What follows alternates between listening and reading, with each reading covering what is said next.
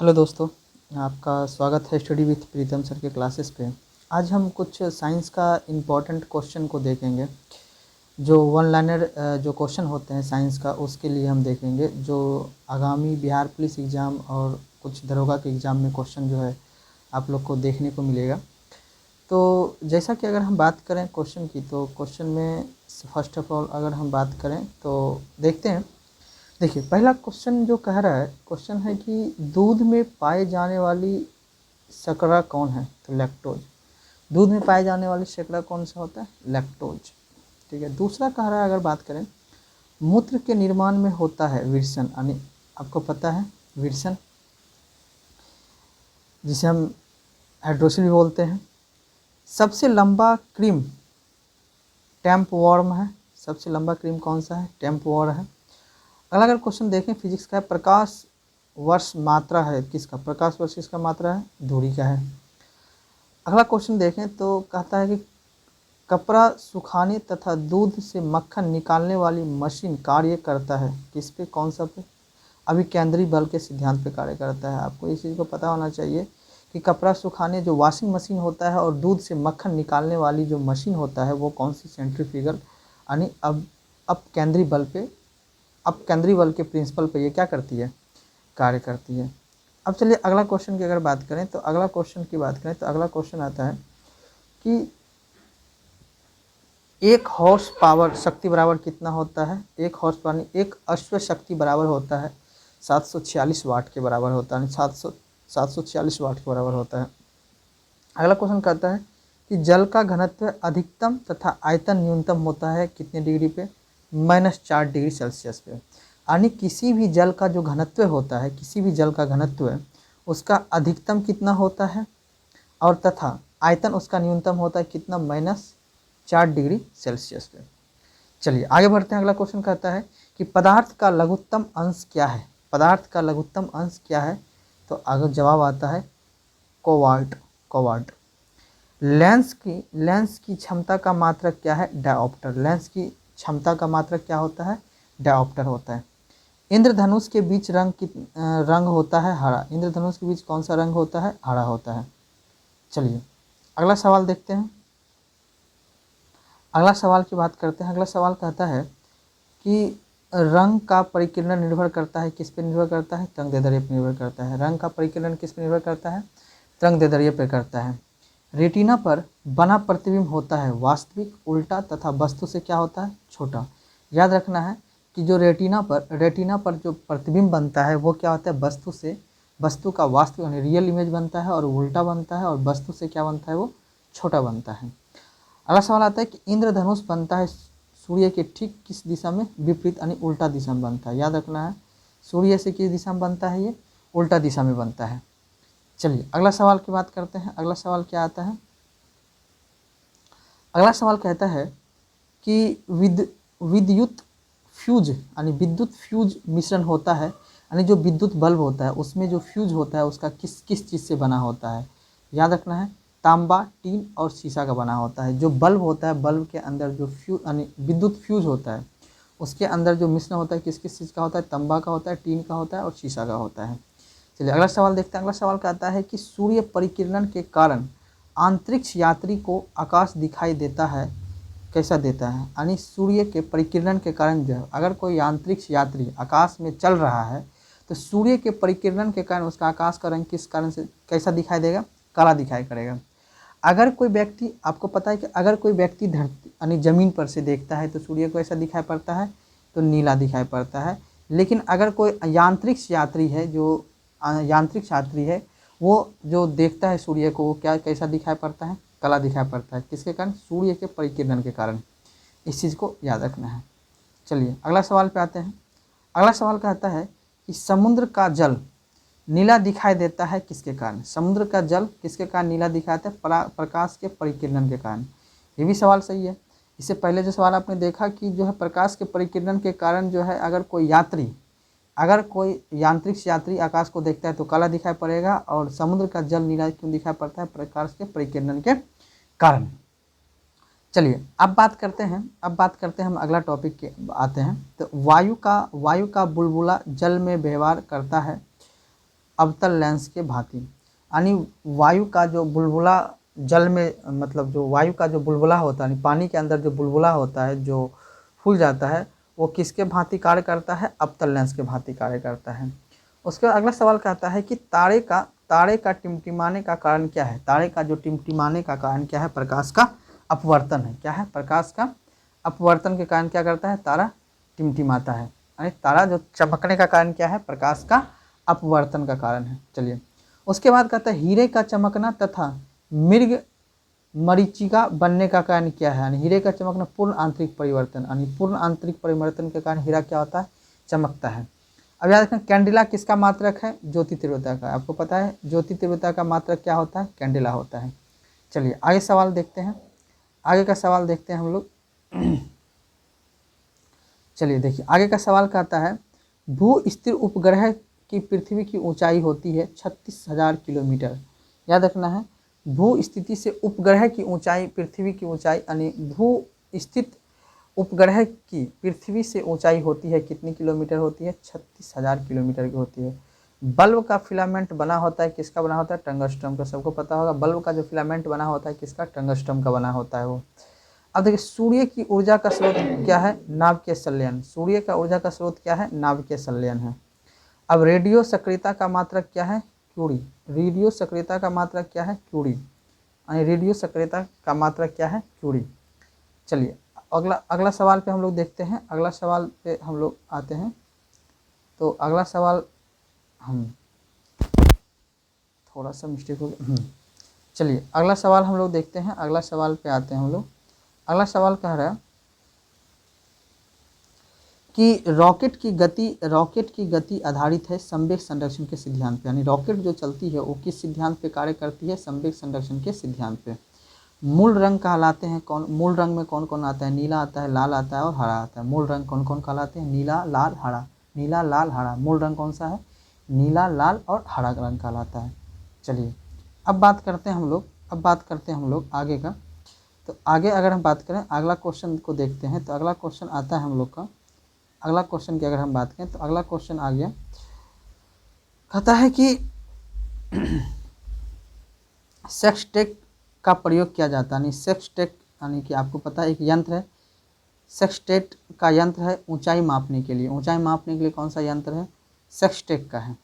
उसके बाद अगला सवाल देखते हैं कि निकट दृष्टि दोष दूर किया जाता है अवतल लेंस का प्रयोग करके। निकट दृष्टि दोष किस लेंस से प्रयोग किया जाता है? अवतल लेंस से। निकट दृष्टि दोष को दूर किया जाता है अवतल लेंस। अब कहता है कि दीर्घ दृष्टि दोष को दूर किया जाता है उत्तल लेंस से। याद रखना है कि निकट दृष्टि दोष क्या होता है? अवतल लेंस का प्रयोग किया जाता है, और दीर्घ दृष्टि दोष में कौन सा लेंस का प्रयोग किया जाता है? उत्तल लेंस का प्रयोग किया जाता है। अगला क्वेश्चन देखते हैं। अगला क्वेश्चन कहता है कि परमाणु बम का सिद्धांत आधारित है किस पे? नाभिकीय विखंडन पे। परमाणु बम का सिद्धांत किस पे आधारित है? नाभिकीय विखंडन पे। अगला क्वेश्चन कहता है बिजली के बल्ब में प्रयोग होता है अक्रिय गैस। बिजली के बल्ब में कौन सा प्रयोग गैस होता है? अक्रिय गैस का प्रयोग किया जाता है। बिजली के बल्ब में कौन सा गैस का प्रयोग किया जाता है? अक्रिय गैस का प्रयोग किया जाता है। चलिए अगला सवाल देखते हैं। ध्वनि का वेग सर्वाधिक कहाँ होता है? ठोस में। यानी ध्वनि सर्वाधिक मात्रा में, ध्वनि का जो सर्वाधिक वेग होता है वो किस में होता है? ठोस में होता है। अगला सवाल देखते हैं। ध्वनि की गति धीमा होती है, कहाँ पे होती है? हवा में।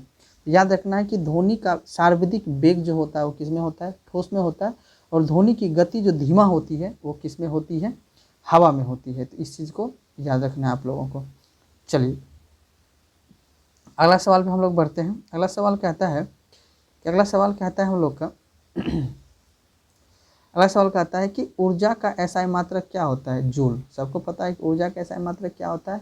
जूल। अब देखिए, हाइड्रोजन बम आधारित है नाभिकीय संलयन के सिद्धांत पे। याद रखना है कि जो परमाणु बम था वो था नाभिकीय विखंडन के आधार पे, और हाइड्रोजन बम किस पे आधारित होता है?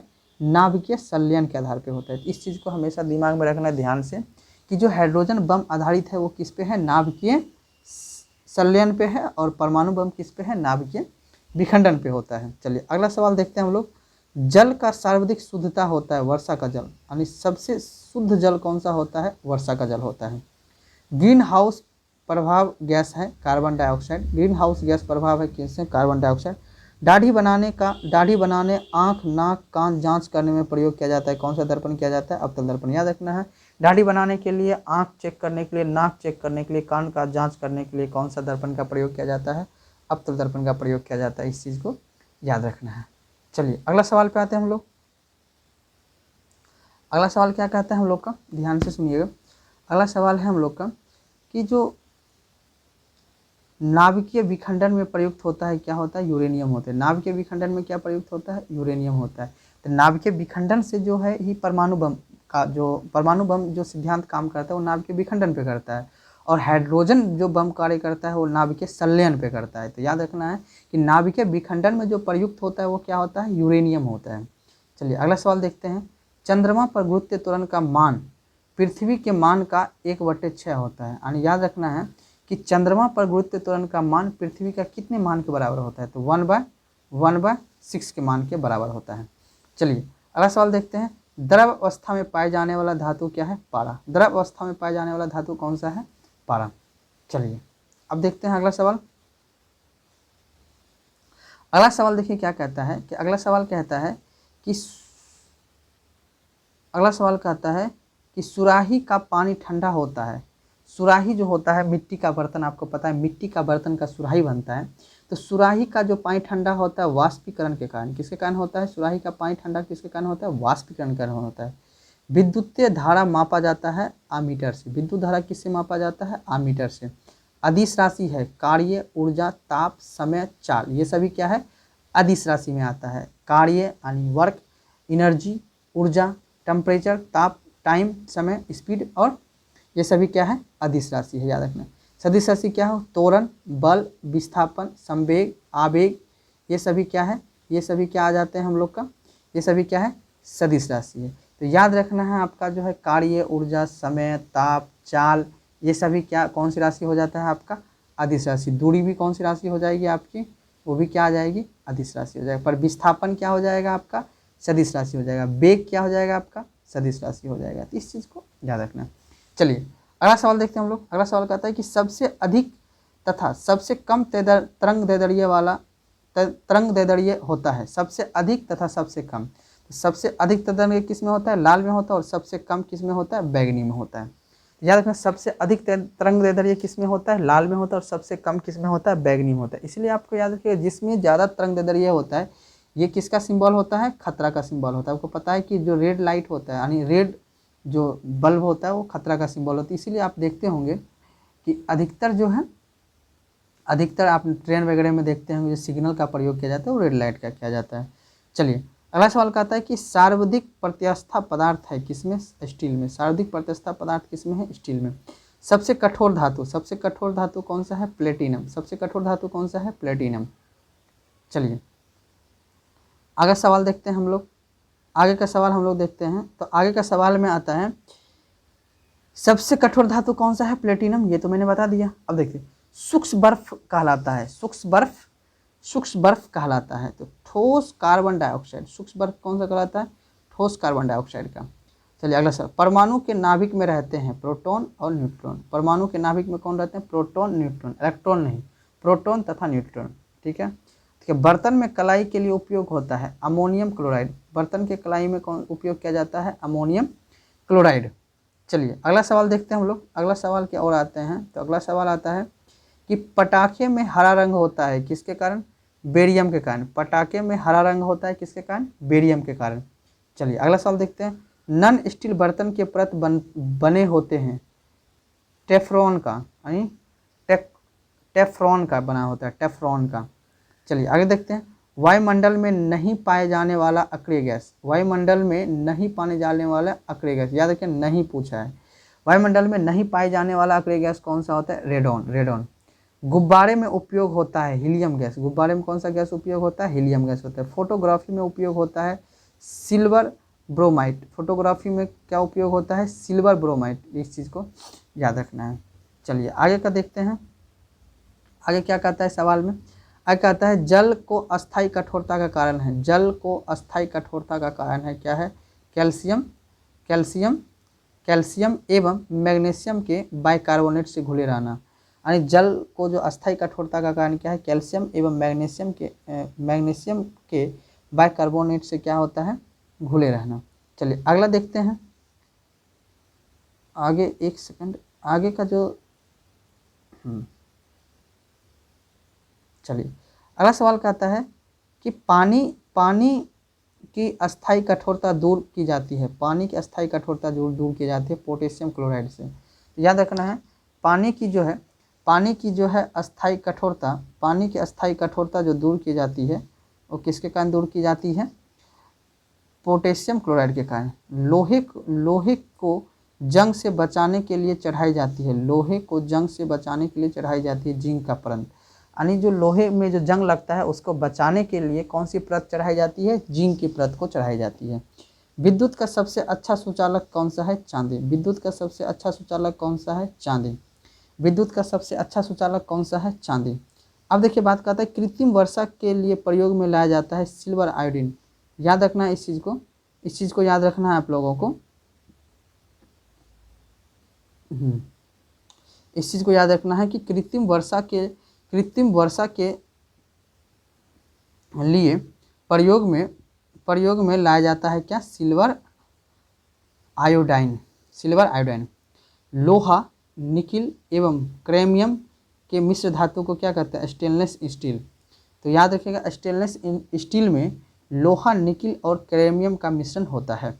चलिए अगला सवाल देखते हैं। हड्डियां और दांत में उपस्थित होता है कैल्शियम फास्फेट। हड्डियां और दांत में उपस्थित होता है कैल्शियम फास्फेट। याद रखिए हड्डियां में क्या? Calcium phosphate. याद रखिए सोल्डर टाँका मिश्रण है किसका?